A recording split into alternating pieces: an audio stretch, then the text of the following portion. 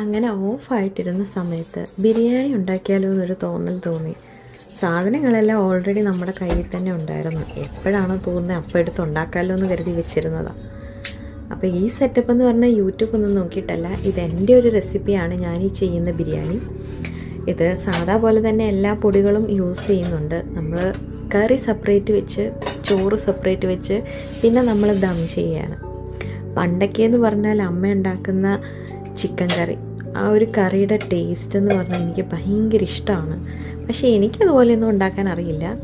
ബിരിയാണി പിന്നെ അമ്മ ഉണ്ടാക്കി തരാറില്ല.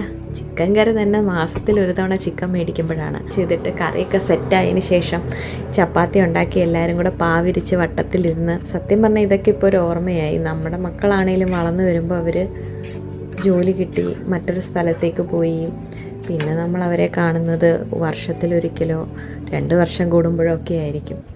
അപ്പം നമ്മൾ ഇങ്ങനത്തെ സെറ്റപ്പിലിരുന്നപ്പം എന്തായാലും ഒന്ന് ഉണ്ടാക്കി കഴിക്കാം, നാട്ടിലെ കുറച്ച് ഓർമ്മകളായിക്കോട്ടെ എന്ന് കരുതി. ഇതിൻ്റെ സ്പെഷ്യൽ പാർട്ട് എന്താണെന്ന് പറഞ്ഞാൽ സാലഡാണ്. സാലഡും ഞാൻ സാധാ രീതിയിലല്ല ഉണ്ടാക്കുക. എപ്പോഴും ഞാൻ ക്യാരറ്റും എല്ലാം ഒക്കെ ഇട്ടതിന് ശേഷം അതിൽ ഞാൻ ചെറിയൊരു നാരങ്ങ പീസ് അരിഞ്ഞ്, അപ്പോൾ കിട്ടുന്നൊരു ടേസ്റ്റ് വേറെ തന്നെയാണ്. ഇച്ചിരി ഫ്രൂട്ട്സൊക്കെ ഉണ്ടെങ്കിൽ നമുക്ക് കുറച്ചുകൂടെ ടേസ്റ്റ് ഉണ്ടായിരിക്കും. ഇടയ്ക്കൊക്കെ ഒന്ന് ടേസ്റ്റ് ചേഞ്ച് ചെയ്യാൻ എന്തെങ്കിലും ഉണ്ടെങ്കിലും നല്ല. പണ്ടൊക്കെ അമ്മ ചിക്കൻ കറി പോലെ നമ്മുടെ ചക്കക്കുരു എടുത്തിട്ട് കറി വെക്കുമായിരുന്നു.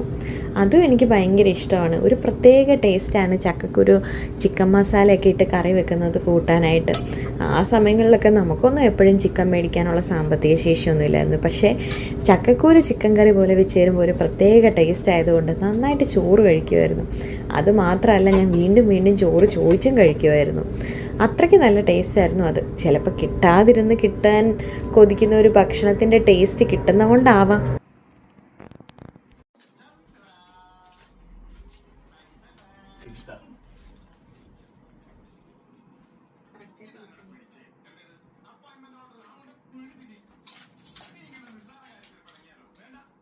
Itu